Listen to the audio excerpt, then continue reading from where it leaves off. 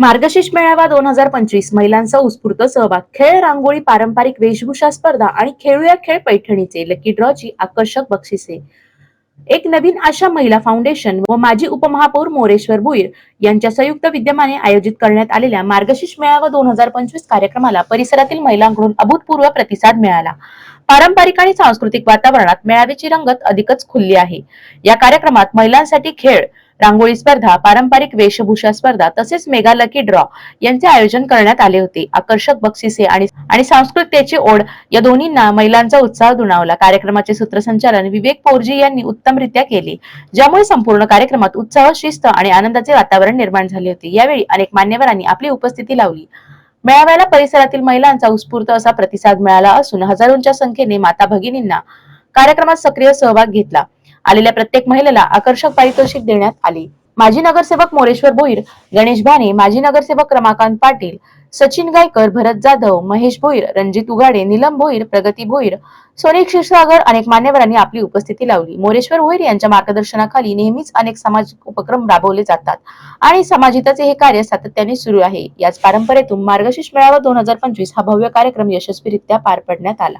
येणाऱ्या काळात साधारण 1-1.5 महिन्यामध्ये महानगरपालिकेची निवडणूक येऊ घातलेली आहे आणि या निवडणुकीनंतर तुम्ही इथं जी महिलांची संख्या बघता, मागचं सुद्धा जे राज्य सरकारची निवडून आलं ते मला वाटतं लाडक्या बहिणीचं सरकार म्हणून आपण गणलं तरी हरकत नाही असं मला वाटतं। त्यामुळे येणाऱ्या काळात ज्या माझ्यातल्या सगळ्या माता भगिनी यांना केंद्रस्थानी ठेवून या निवडणुकीच्या नंतर त्यांच्यासाठी भरीव असं करण्यासाठी जसं महानगरपालिकेच्या माध्यमातून जे विविध बचत गट आहेत त्या बचत गटांना काम रोजगार कसं देता येईल तो आमचा प्रयत्न असणार आहे। त्यानंतर आरोग्याच्या दृष्टिकोनातून मध्येच नुकतंच 2 महिन्यापूर्वीच मी माझ्या पिसोली भागामध्ये एक आरोग्य केंद्र सुरू केलं महानगरपालिकेच्या माध्यमातून।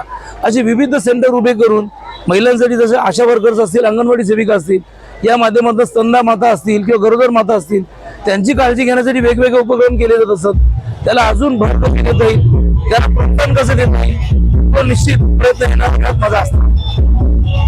एक प्रत्येक वेळेला प्रयत्न असतो की महिलांसाठी काहीतरी चांगलं करता येईल का, आणि दरवर्षी जवळजवळ 1 नाही 2 ते 3 वेगवेगळे कार्यक्रम भरगच्च असे मी महिलांसाठी देण्याचा प्रयत्न करतो। मग तो मंगळागौर असेल, हळदी कुंकू असेल किंवा मार्गशीर्ष मेळावा। तुम्ही आतापर्यंत हळदी कुंकू किंवा तुम्ही मंगळागौर ऐकलेली असेल, परंतु मार्गशीर्ष मेळावा तुम्ही कधी ऐकलेला नसेल कार्यक्रम म्हणून।